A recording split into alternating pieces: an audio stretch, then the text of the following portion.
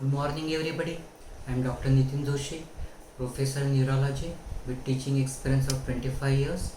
Today we'll see homeostasis in TURP and related viva questions, that is practical aspect of hemostasis.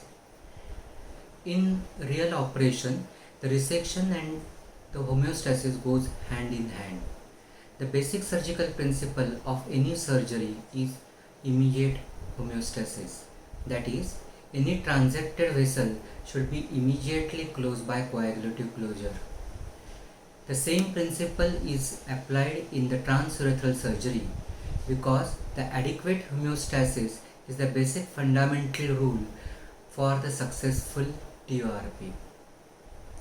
Now, the questions which can be asked we'll see after the short anatomy of the blood supply to the prostate. Now, blood supply to the prostate, that is arterial blood supply and venous drainage. Prostatic artery is the branch of the inferior vesical artery. So the prostate receives the main blood supply through the prostatic artery, which is a branch of inferior vesical artery, which is a branch of anterior division of internal iliac artery. In addition, prostate also receives blood supply from middle rectal artery and inferior gluteal artery.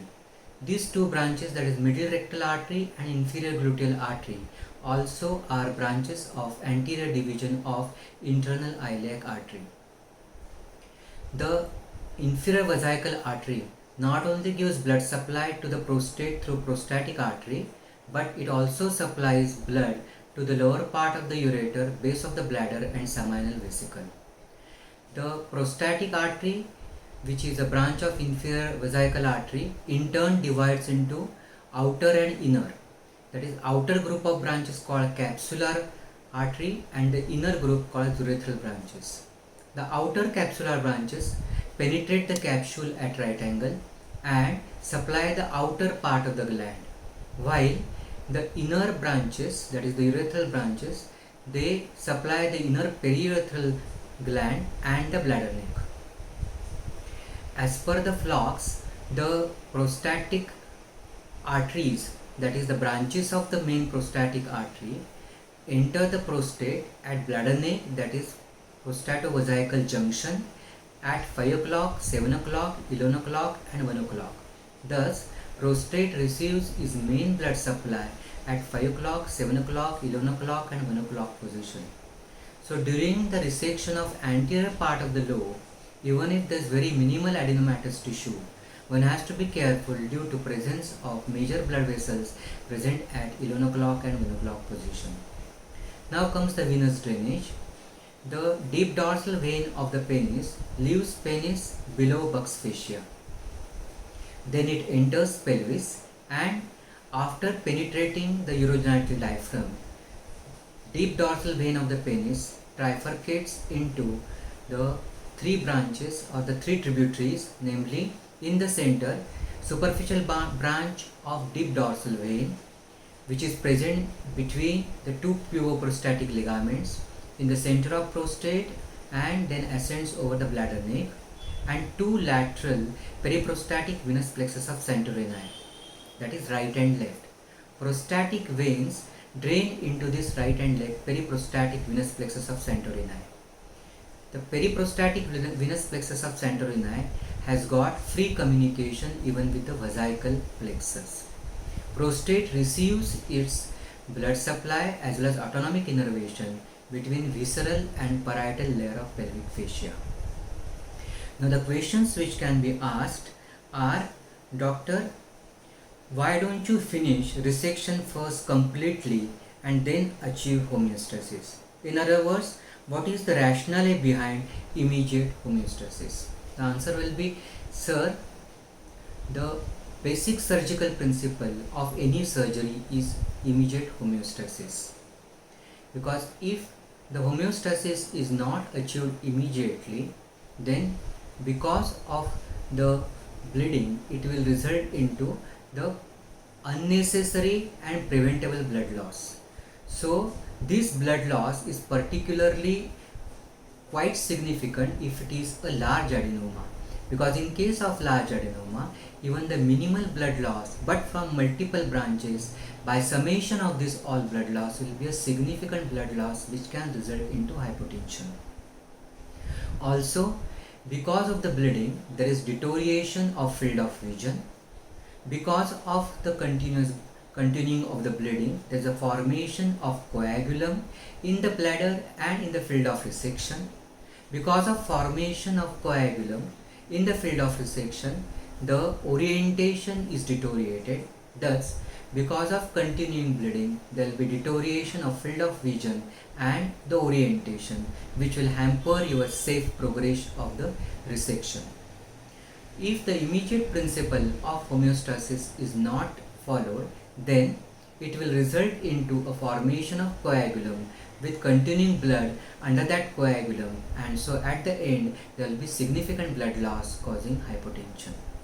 Also, when there is the blood vessel is cut, the event of cutting of the vessel is obvious, that is in front of you, so that the loop can be immediately applied to the cutting vessel and can achieve homeostasis, which takes just fraction of few seconds, and hence the immediate homeostasis should be achieved rather than doing the homeostasis at end of complete resection. Now, second question which can be asked: how advancement in technology has helped in the process of homeostasis in monopolar TURP? The advancement in technology has resulted into improvement in homeostasis because of three principles, that is improvement in irrigation, improvement in resolution, and improvement in illumination. Now, the purpose of irrigation fluid is opening of the operative field, washing away the blood, tissue bits and the TUR chips, thus making the operative field clear. The rate of flow of irrigation fluid per minute depends upon the height of the irrigation fluid above symphysis pubis of the patient, and second, the diameter of the TUR tubing, that is TUR set.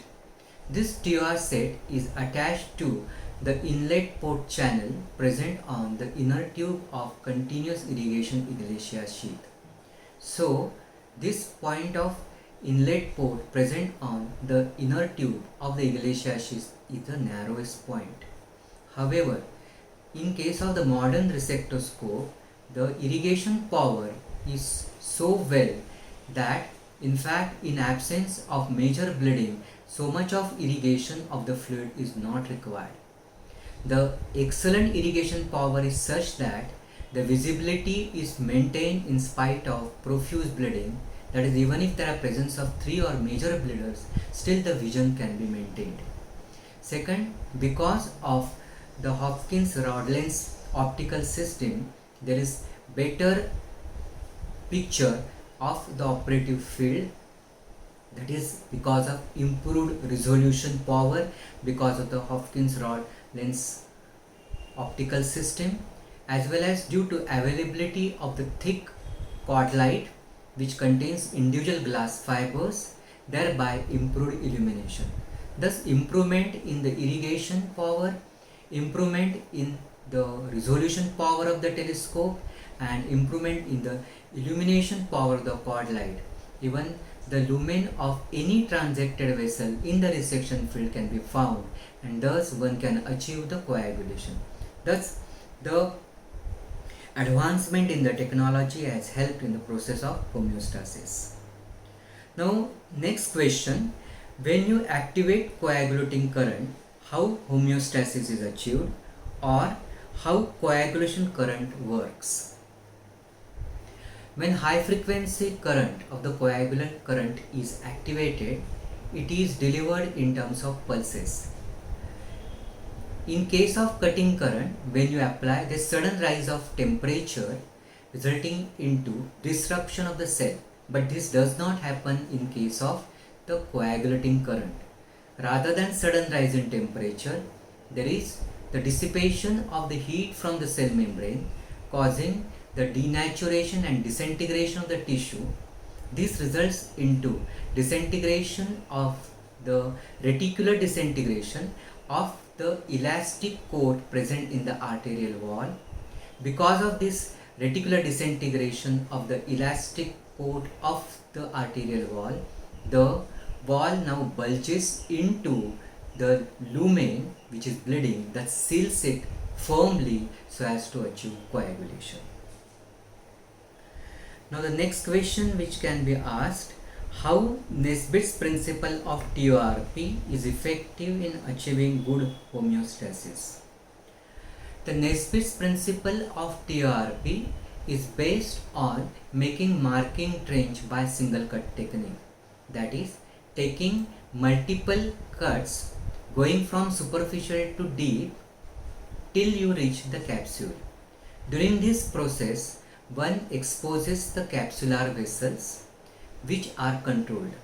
These capsular vessels supply blood to adenoma, thus they act as feeding vessels.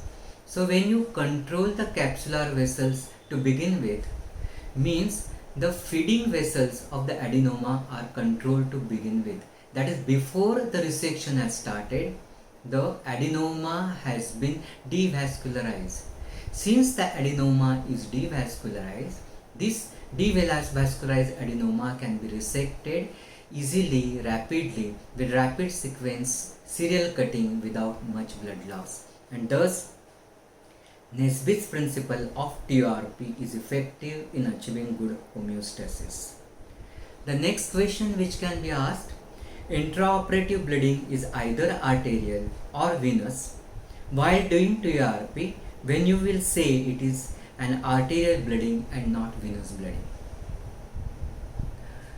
Now when it is an arterial bleeding, then that it comes in form of pulsatile jerky spurts which is synchronous with heartbeat, so that one can see the jet which is coming in spurts in the prostatic cavity. Because artery is a high pressure system, so there will be blood loss which will be significant, resulting into the returning irrigation fluid will be darkening rapidly. If a major vessel is hitting the telescope directly, then there will be rhythmic darkening and lightening of the returning irrigation fluid. Also, since the arterial blood contains more oxygen content, it will be bright red in color. Suppose the major vessel is cut. In that case, because of the cutting of the major vessel, that stump gets the typical appearance of tree stump appearance from the surrounding resection bed. The question can be asked, what is this typical tree stump appearance? That is, the stump of the vessel will be protruding, that going beyond or it is above the surrounding field of resection. And the next question can examine ask, why you get such typical appearance of tree stump protruding when the major vessel is cut. This particular appearance is because of two components, partly because of the toughness and rigidity of the arterial wall, and second is because of presence of periarterial fatty sheath. This periarterial fatty sheath gives flexibility. Because of flexibility of this periarterial fatty sheath, the capsular tissue and adenomatous tissue falls back of the arterial stump, thus keeping the rigid arterial stump protruding beyond the surrounding resection field, thus giving a typical tree stump appearance. Now the next question can be asked, how will you find a bleeder in a resection field? Majority of the times, or usually, the bleeder can be found when you withdraw the resectoscope sheath to the observation point, that is, bringing the inner vesical end of the sheath to the veru, and most important is adjusting the rate of irrigation flow to the rate of bleeding.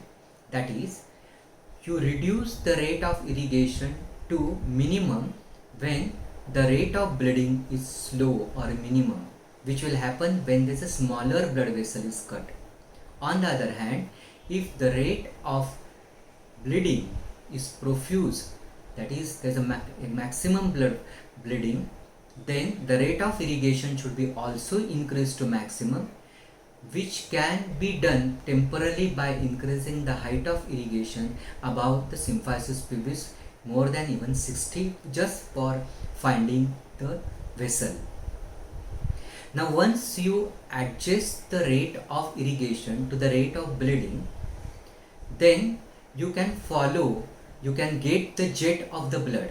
Once you have adjusted the rate of irrigation to the rate of bleeding, we will see that there is a jet of blood which is coming in the resection fossa. So follow that jet. The distalmost point will be the broadest of that jet. Once you follow from that broad proximally, it will become gradually narrower, so that at the point of bleeding it will be the narrowest point. Thus, the point of bleeding can be followed by following the jet from distal to proximal, that is from broadest point to the narrowest point, and the narrowest point from the tissue exit will be the bleeder point, which will be the bleeding point. One may see even the lumen of the cut vessel. The cross section of this cut vessel will be round if it is a small vessel. On the other hand, the cut section of the vessel may be oval if it is a big vessel, and one may see even the blood coming out in spurts from the cut open vessel. Now the next question which can be asked, the bleeding arteries are of two types. One of them is smaller or simpler, that is which do not blur your field of vision. How will you control this smaller vessel? Once you have found the exact site of bleeding, then you will approach the loop towards the exact point. You will keep the loop properly and exactly on the bleeding point. Give a pressure, see that the bleeding has come under control, and then only activate the coagulating current. So in case of this smaller vessel, even up to diameter, outer diameter up to 1.5 mm, the proper contact of the loop with the side of the vessel is sufficient to cause the coagulation. So the most important is the adequate and proper side-to-side contact of the loop with the vessel, which will result into coagulation. The question can be asked, why side-to-side contact of a loop and arterial wall is effective than the central part of the loop in achieving homeostasis? The answer is that in case of the TORP, the central part of the loop enters the adenoma repeatedly. As a result, the central portion of the loop is being consumed so that it becomes thinner. So when the thinner part of the loop is applied while coagulation of the vessel, it sinks, and so it does not achieve a proper coagulation. On the other hand, the lateral or the side flank of the loop does not enter the adenoma during the resection. So it is not consumed, so it is wider, it is thicker. Since it is thicker, the contact of the side part of the loop with the bleeding vessel is wider, it does not sink, and thus it is able to achieve a good process of coagulation.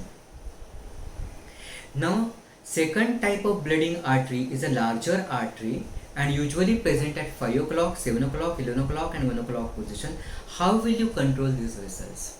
Always, most important, you will try to come at the observation point. Rate of irrigation fluid will be adjusted as per the rate of the bleeding, and once you find the bleeder, that is following from the broader to narrower, that is from distal to proximal, then once you find that exact open vessel at the side of the cut open edge, you keep the loop, give the pressure on the loop, because of the pressure on the loop, there will be pressure on the arterial wall. So at least there will be reduction of the blood flow partially, so that you can confirm that it is going to be successful. Then only you activate and achieve homeostasis. Now doctor, if there is a large bleeder which is opened up and it starts hitting the telescope so that you are not able to see anything except only bright red blood, that is your field of vision is totally obscured, what will you do? You will say, sir, I know very well at this stage that I have to find the bleeder as early as possible because it is a quite major bleeder. So at this stage, if there is the bladder is partially full, then I will remove the working element from the resectoscope and empty the bladder as quickly as possible by giving suprapubic pressure. This is because the irrigation of empty bladder is more easy and more powerful, and this powerful irrigation will help me to find out the bleeder.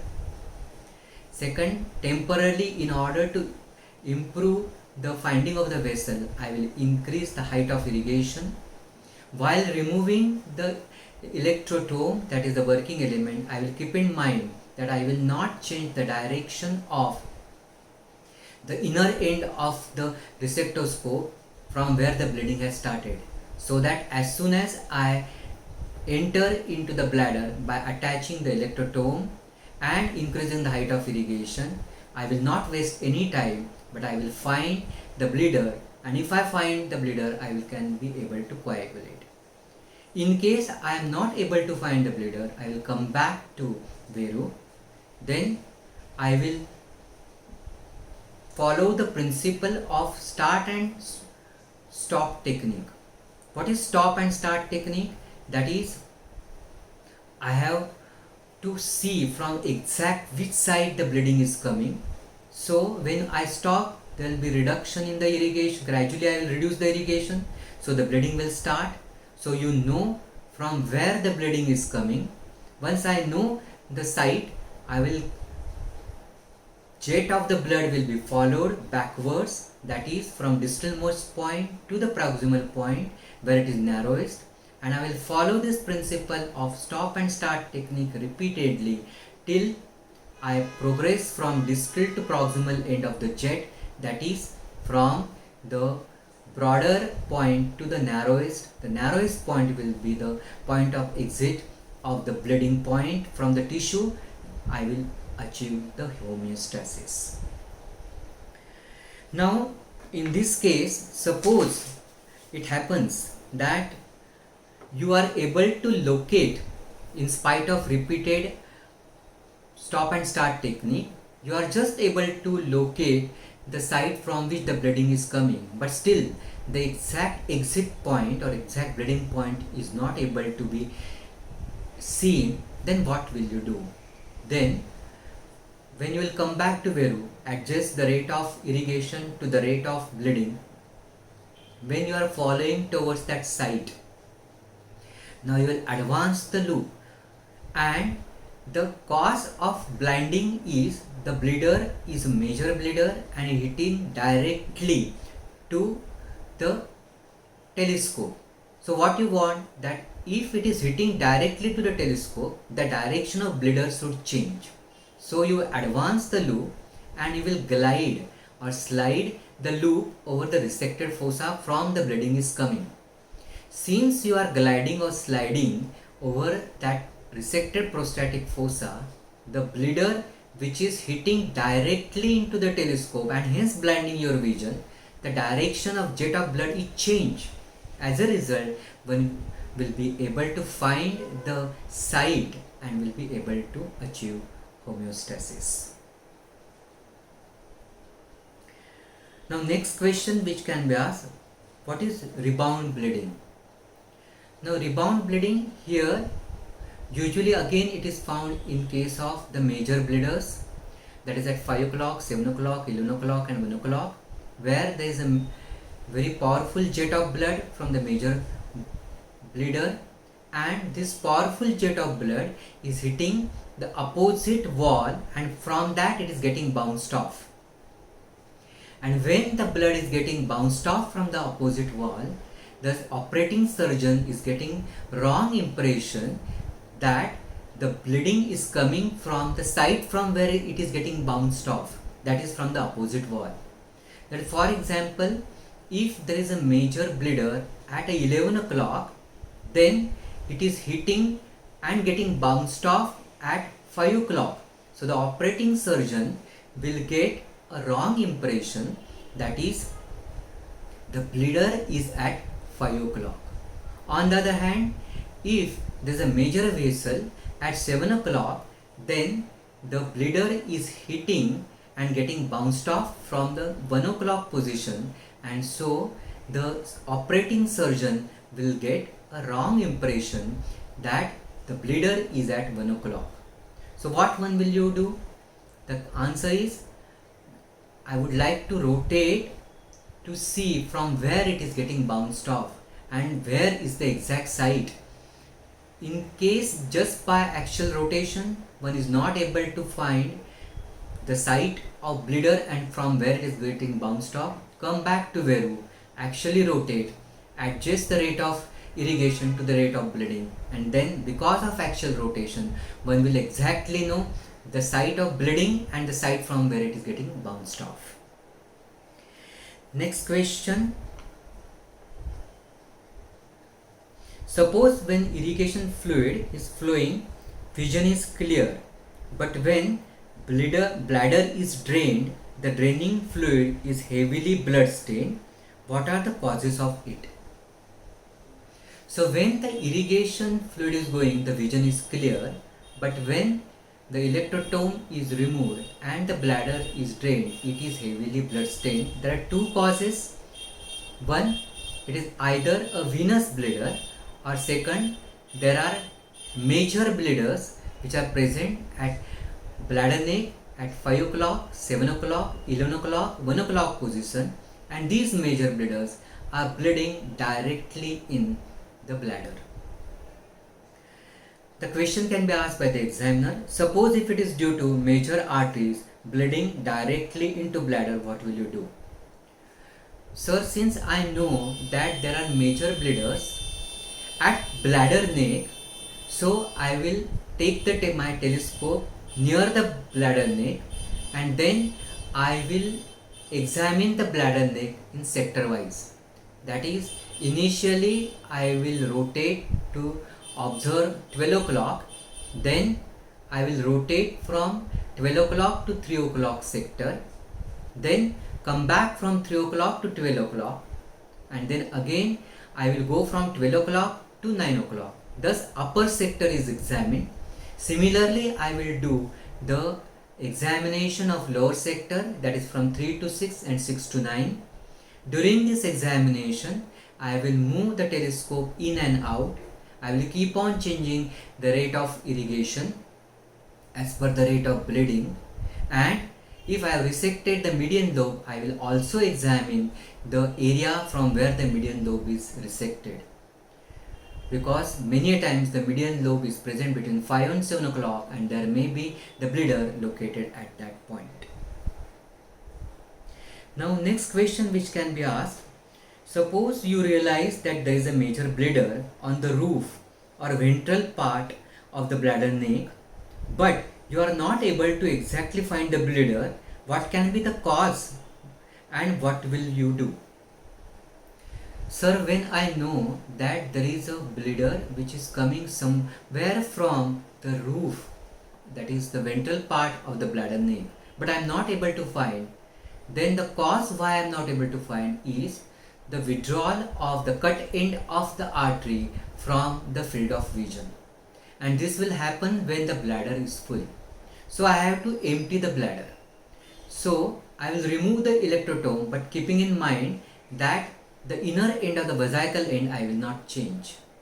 Once I empty the bladder, the roof will collapse to the base, that is the floor, and so the cut end of the vessel which was withdrawn, which was out of vision, will come into the vision, and then I can adjusting the rate of irrigation to the rate of bleeding. Also, if required, by giving head-low position for some time, I will be able to locate the bleeder and coagulate. Next question can be asked, suppose if you don't follow the surgical principle of immediate hemostasis, what will happen? If suppose I don't follow the principle of immediate homeostasis, naturally there will be formation of coagulum, bleeding will continue. So because of bleeding, continuous bleeding under the coagulum, there will be significant blood loss, so there will be hypotension. One. Secondly, when I am finishing my resection and achieving the final homeostasis, in that case, it will happen that the returning irrigation fluid will be heavily stained, and if I try to search the bleeder in the resection fossa, there will be no frank bleeder can be seen. The cause behind this is a coagulum, and so what I will have to do, I will have to remove the coagulum. But if the coagulum is adherent to the resected fossa now, I may have to resect that coagulum. Then only the responsible vessel will be found, the bleeder which has been hidden behind the coagulum will be found, and then one can achieve homeostasis.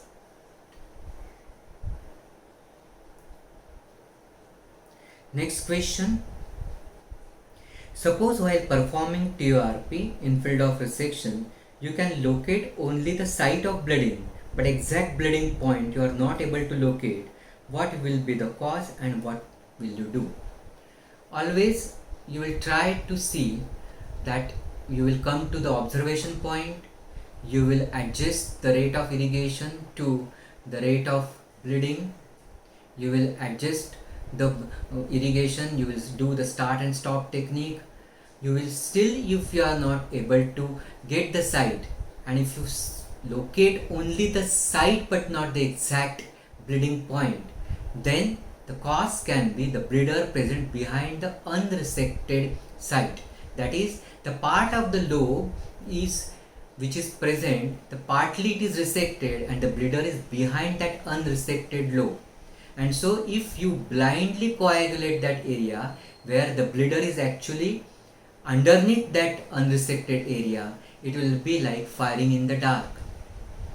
So you will not be able to achieve homeostasis. So actually in this case, one has to take smoothing some cuts of the bleeding area, then only the responsible vessel will be found, because the bleeder which is behind unresected area will be revealed. Then one can see the bleeding point and one can achieve homeostasis. In the next class, we'll try to see the venous bleeding and how will you achieve the homeostasis. Thank you very much.